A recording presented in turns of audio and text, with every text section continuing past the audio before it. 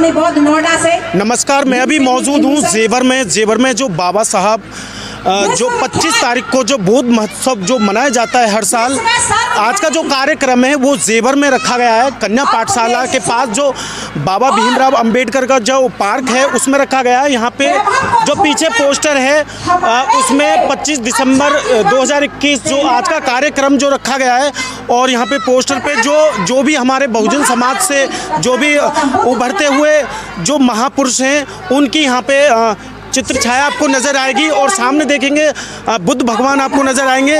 तो हमारे साथ में यहाँ पे जो कमेटी के जो लोग हैं जो इस कार्यक्रम को आगे बढ़ा रहे हैं और पहले से भी बढ़ाते रहे हैं। सर का नाम जानेंगे। सर, आज का जो कार्यक्रम रखा गया है इसका उद्देश्य क्या है? मेरा नाम विनोद बौद्ध है। जो आज का कार्यक्रम बौद्ध महोत्सव का रखा गया है ये बाबा साहब अम्बेडकर द्वारा प्रचलित है। 25 दिसंबर 1927 को बाबा साहब अम्बेडकर ने इस भारत देश में एक ऐतिहासिक काम किया। एक ऐसी स्मृति जो एक बड़े तबके को उसके सारे हक और अधिकार देती हो और एक तबके को उसके हक और अधिकारों से रोकती हो। तो जो ऐसी विचारधारा जो दो समाजों में भेदभाव पैदा करती हो, इसका बाबा साहब ने विरोध किया। और मनुस्मृति नाम की जो उस समय बुक प्रचलित थी, जो किताब प्रचलित थी स्मृति, उसको बाबा साहब ने तमाम देश के जो विद्वान थे उनको बीच में रख के उस मनुस्मृति को जलाया था और ये कहा था कि भारत देश तब उन्नति करेगा जब हम भाईचारा पैदा करेंगे, एक दूसरे से प्यार करेंगे और प्रत्येक समाज को उसको बराबरी का हक और अधिकार मिलेगा। इसी दिन को बाबा साहब अम्बेडकर ने बौद्ध महोत्सव के रूप में स्थापित किया।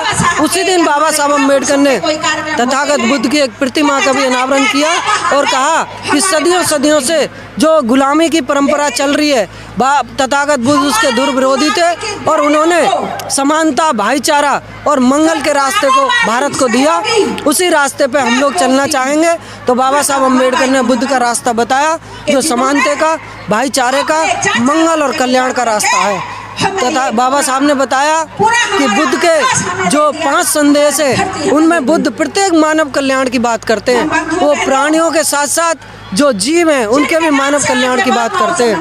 बाबा तथागत बुद्ध अपने पहले सील में कहते हैं कि पानाति पाता बेरमणि सिक्खा पदम समाधियानी। हमें किसी भी प्राणी से हिंसा नहीं करनी है, हमें हिंसा से विरत रहना है, हमें झूठ नहीं बोलना है, हमें चोरी नहीं करनी है, हमें कच्ची पक्की शराब और मादक पदार्थों का सेवन नहीं करना है, हमें पराई स्त्री का गमन नहीं करना। ये 5 बातें बाबा साहब ने मुख्य रूप से बताई जो बुद्ध के धम्म की बातें हैं। अगर ये 5 बातें कोई भी व्यक्ति अपने जीवन में उतारेगा, चाहे वो किसी भी जाति, किसी भी समुदाय, किसी भी रिलीजन से संबंध रखता हो, उसके जीवन में जरूरी परिवर्तन आएगा। भाई, चोरी करना सबके लिए गलत है, दूसरे की महिला को तकना सबके लिए गलत है, शराब पीना, जुआ खेलना, झूठ बोलना, चुगली करना, ये सबके लिए गलत है। तो प्रत्येक मानव के हित के लिए बाबा साहब ने काम किया और भारत देश में ऊंच नीच की जो धारणा थी उसको खत्म करके भारत का संविधान लागू करके समानता का सबको अधिकार दिया। उसके उपलक्ष्य में आज बौद्ध महोत्सव का आयोजन जेवर में हो रहा है। सर, बात करें जो बाबा साहब भीमराव अंबेडकर हैं, उन्होंने एक शिक्षा का रास्ता दिखाया था समाज को, सर समाज को, लेकिन आज कुछ लोग हैं शिक्षा को छोड़कर दूसरे रास्ते पर जा रहे हैं। उन लोगों के लिए आप क्या संदेश देना चाहेंगे? देखिए, शिक्षा ही वो शेरनी का दूध है, जो पिएगा वही दहाड़ेगा। शिक्षा प्रत्येक व्यक्ति के लिए बहुत ज़रूरी है और प्रत्येक व्यक्ति को अपने बच्चों को भी शिक्षित करना चाहिए। शिक्षा से भटक के हमें दूसरे रास्ते पर जाकर कुछ नहीं मिलेगा। इसलिए मैं समाज से अनुरोध करूंगा कि आप अपने बच्चों को अच्छा शिक्षा दिलाएं, अच्छे से अच्छे स्कूल में पढ़ाएं और अपने बच्चों को नैतिक और व्यवहारिक शिक्षा भी जरूर दें। क्योंकि आज समाज में अगर देखने को मिल रहा है, लोग शराब की तरफ अग्रसर हो रहे हैं, लोग जुआ की तरफ अग्रसर हो रहे हैं, तो ये नैतिक शिक्षा का अभाव है। अगर आपके संस्कार अच्छे होंगे, आपकी नैतिक शिक्षा अच्छी होगी, तो आप समाज में प्रतिष्ठित व्यक्ति बन पाएंगे। सर, आज का जो कार्यक्रम रखा गया है, क्षेत्रवासियों को, देशवासियों के क्या संदेश देना चाहेंगे? आज का ये जो कार्यक्रम है ये कोई कार्यक्रम नहीं है, ये हमारा इतिहास है। जब सम्राट अशोक का समय था और पूरे भारत में जो आज एशिया कहा जाता है उसमें बौद्धों का शासक था, लेकिन धीरे धीरे सम्राट अशोक के बाद इनके जो बेटे आए, उनकी संतानें आई, उन्होंने धीरे धीरे उस परंपरा को आगे बढ़ाया। लेकिन जो उनके बेटे होते हैं बृहद्रथ मौर्य, उन पर आकर के राज होता है, उनका जो सेनापति होता है पुष्यमित्र शुंग, वो उस व्यवस्था को समाप्त करता है। और धीरे धीरे उसके बाद इस देश पर जो एक किताब लागू होती है, जो एक नियम कानून का जो उनका अपना संविधान है जो वो लागू करते हैं, उसको मनुस्मृति के रूप में देखा गया। और मनुस्मृति के लागू होने के बाद जो ये बौद्धों का देश था, इस पर पूरी तरीके से मनुवादी व्यवस्था ने कब्जा कर लिया। हम लोग ये बौद्ध महोत्सव बनाकर कोई संदेश ये नहीं देना चाह रहे कि केवल हम बाबा साहब की विचारधारा को बढ़ा रहे हैं। हम ये बताना चाह रहे हैं कि जो ये देश है, ये जो व्यवस्था है पूरे विश्व में है, ये बौद्धों का देश रहा है। और ये जो व्यवस्था है आज जो है, इस हम बौद्धों के देश में रहते हैं और बौद्धों की संस्कृति को पुनः जीवित भी कर रहे हैं। तो भीम ज्ञान चर्चा एसोसिएशन बाबा साहब द्वारा जो 25 दिसंबर सन 1927 को जो मनुस्मृति जलाई थी और अपना जो इतिहास था, जो हक और अधिकार उस मनुस्मृति में छीने गए थे, उनको हमें पुनः वापस देने का काम बाबा साहब ने किया। तो वो आज हमारा एक उत्सव के रूप में हम उसे देख रहे हैं और इसे पूरे विश्व में और न कि केवल उत्तर प्रदेश में, पूरे भारतवर्ष के अंदर आज बौद्ध महोत्सव कार्यक्रम का आयोजन हो रहा है। आपके नोएडा में तिलपता के पास खोदना गांव में हो रहा है, आपके जेवर, बुलंदशहर, मथुरा, एटा, इटावा, कन्नौज, औरैया, अनेकों जिलों के साथ साथ अनेकों राज्यों में, हरियाणा और राजस्थान में भी आज के दिन बौद्ध महोत्सव का आयोजन बड़े हर्षोल्लास से किया जा रहा है। क्योंकि हमारी आज़ादी का दिन है। जैसे अंग्रेज हमारे देश को आज़ाद करके गए, उन्होंने मात्र हमारे देश पर 200 साल राज किया और उसकी आज़ादी का जो जश्न है हम अपने देश में तिरंगा फहरा करके 15 अगस्त के रूप में करते हैं। अंग्रेजों से तो हमें मात्र 200 साल की गुलामी से आज़ादी मिली, लेकिन बाबा साहब ने जो हमें ये गुलामी से आज़ादी दी, ये 2500 साल की गुलामी के से आज़ादी का जश्न है। तो 200 साल की गुलामी से जो आज़ादी का जश्न है, उससे कई गुना बड़ा आज का ये दिन है, ये उससे बड़ा कई गुना है। इसीलिए हमें बौद्ध महोत्सव को बड़े हर्षोल्लास के साथ जगह जगह पूरे भारतवर्ष में मनाने का रोशनी बौद्ध नोएडा से भीमसेनी भीम मिशन। मैम, जो आज का कार्यक्रम जो हुआ है, इसका क्या उद्देश्य है और हर साल मनाया जाता है, इसके बारे में?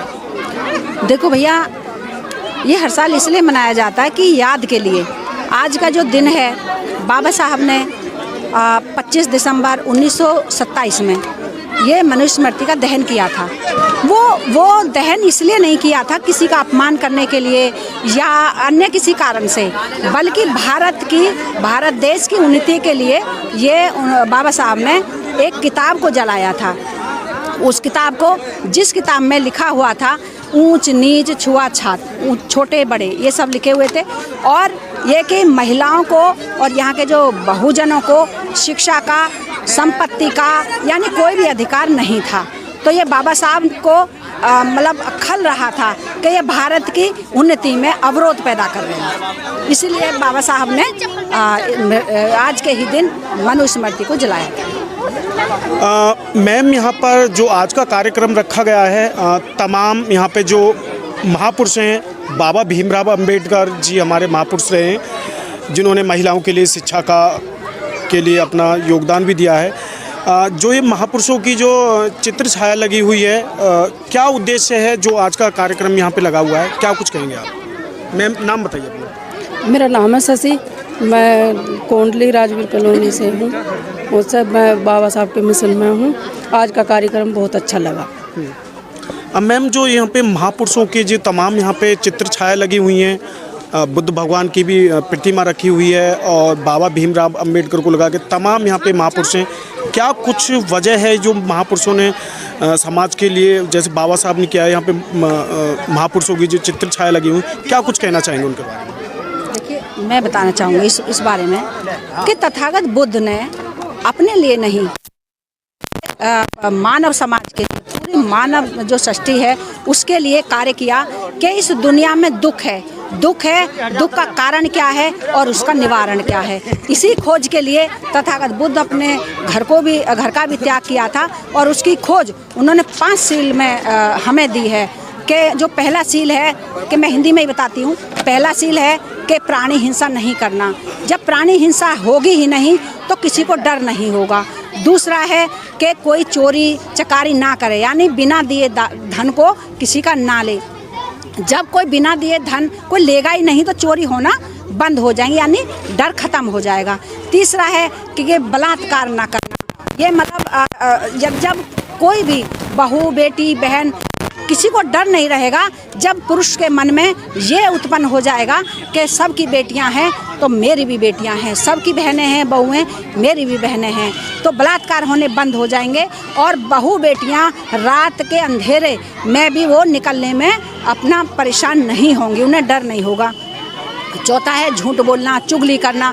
जब हम एक दूसरे की चुगली करना ही बंद कर देंगे तो घरों में लड़ाइयाँ बंद होनी, मतलब लड़ाइयाँ होनी बंद हो जाएंगी। जो पांचवा है वो बहुत अहम है। पांचवा है कि हमें शराब, तथागत बुद्ध ने 5 शील दिए, उनमें पांचवा बहुत अहम है कि उन्होंने हमें शराब ना पीने का, कोई भी नशा के मादक पदार्थ को ग्रहण ना करने का हमें शील दिया है। जो भी व्यक्ति इस शील को अपनाएगा वो सदैव सुखी रहेगा, क्योंकि एक तो नशा खरीदने में, नशा की जो सामान होते हैं उन्हें खरीदने में पैसा बर्बाद होता है। जब वो पैसा बर्बाद होगा उसके बाद में वो कमाने लायक नहीं रहेगा, नशे में पड़े रहेगा। जब नशे में पड़े रहेगा तो वो भूल जाएगा, वो चोरी भी करेगा, वो जो है जारी भी करेगा, बदतमीजी भी बोलेगा, यानी सारे शील का जो अनुपालन नहीं करेगा। तो तथागत बुद्ध ने हमें ये एक खुशी, एक जो हमारे सुख का जो हमें ढूंढ करके मंत्र दिया है पंचशील के कारण, इसीलिए हम उनकी पूजा नहीं करते हैं। हमारे जो कार्यक्रमों में तथागत बुद्ध की मूर्ति लगती है, बाबा साहब की मूर्ति लगती है, सावित्रीबाई फुले, हमारे सारे महापुरुषों की जो मूर्तियां हम लगाते हैं इसलिए नहीं लगाते कि उनका पूजा जाए, बल्कि इसलिए लगाते हैं कि उनके विचारों पर हम चलें तो सदैव सुखी रहेंगे।